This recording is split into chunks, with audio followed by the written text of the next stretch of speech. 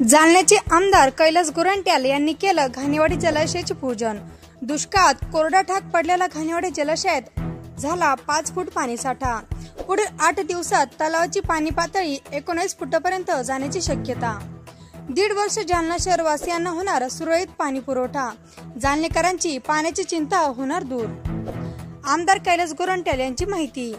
घाणेवाडी जलाशयातील पाण्याचा उपयोग आम्ही 8-9 दिवसात सुरू करू। कैलास गोरंट्याल।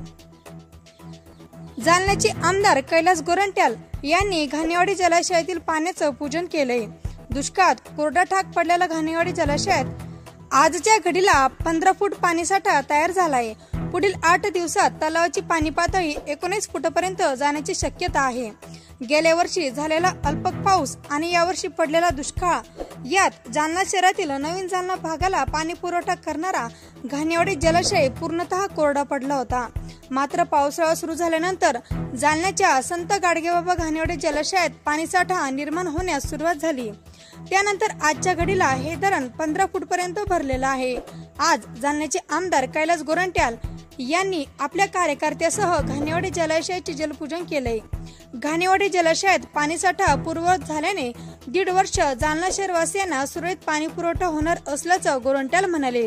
घाणेवाडी जलाशयातील पाण्याचा उपयोग आम्ही 8-9 दिवसात सुरू करू अशी माहिती देखील कैलास गोरंट्याल यांनी सांगितली आहे। हे बघा, मागच्या वर्षी घाणेवाडी तलाव एकदम ड्राय होता।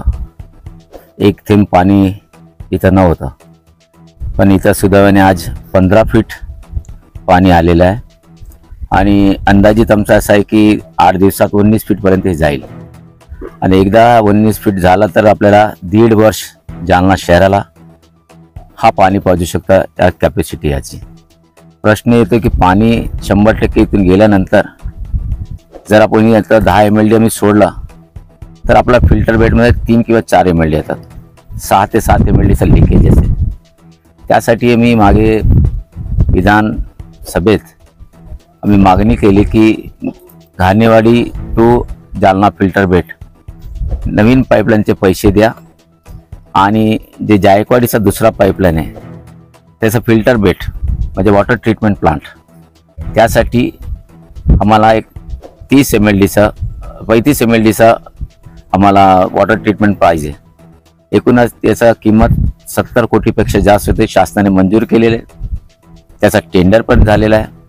आज आपल्या शहागड आपला अंबड येथे जिथं आपला फिल्टर प्लांट आहे जायकवाडीचा, तिथं WTPचं काम चालू, वॉटर ट्रीटमेंट प्लांटचं काम चालू आहे। त्या झाल्यानंतर आता मी एक टेम्पररी रिपेअर करून घेतो आणि जशी आपला दिवाळी झाल्यानंतर या इथून तर आपला फिल्टर बेडपर्यंत नवीन पाईपलाईनचं काम सुरू होणार आहे। आणि या पाईपलाईनवर आता सांगायचं नाही, पण मोंड्याचे मोठे मोठे गोडाऊन आलेले, काही लोकांनी याच्यावर घर बांधलेले आहे। अशा फार काही केसेस आहे। ठीक आहे, पुढं बघू, त्या लोकांना समजून काढू आणि एक चांगला जालना शहरांना दिलासा देणारा पाणी आहे। आता मी इथं आल्यानंतर कोणी पुढारी उठेल आणि म्हणे की मी मुख्यमंत्रीला बोललो आणि त्यामुळे पाणी आला, असं पण कदाचित होऊ शकतं। आताही बोलायला काही कमी करू शकत नाही लोक, पण हे नक्की निसर्गाची देण आहे आणि याचा पाणीचा उपयोग आता एक 8 दिवस 10 दिवसानंतर आम्ही सुरू करणार आहे।